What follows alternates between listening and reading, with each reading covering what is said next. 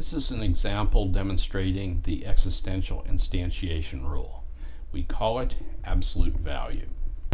The story is this. Our universe is a set of integers. Every integer has an absolute value and a number that is its successor. Thus, every integer has an absolute value. Let's begin by defining these predicates. A of x means x has an absolute value. S of x means x has a successor. From the story and these predicates, we may represent the premise as, for all x, there exists a y, so that a of x and s of y. In English, that is, every integer has an absolute value and a number that is its successor. The conclusion we seek is for all z, a of z. That is, every integer has an absolute value. Once again, symbolically, the premise is for all x, there exists a y such that a of x and s of y. The conclusion is for all z, a of z. So how would we construct a proof of this? If we look at the conclusion, we see that the predicate s is not referenced at all. The conclusion only makes reference to the predicate a.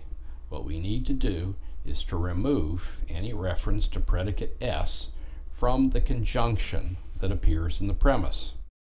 To do that, we would universally instantiate the x to an arbitrary symbol, and then existentially instantiate y, then simplify by removing the s from the conjunction, in which case we only have a left, and then universally generalize the statement of a. If you would like to complete this proof on your own, please pause the video now. We begin the proof by listing the premise, for all x, there exists a y, such that a of x and s of y. On line 2, we universally instantiate x to an arbitrary symbol c, resulting in there exists a y such that a of c and s of y.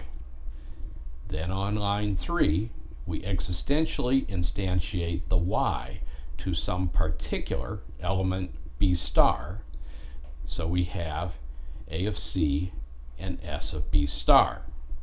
On line 4, we simplify to just a of c, and then, since c is an arbitrary symbol, we are allowed on line 5 to generalize universally to for all z, a of z. This completes the proof.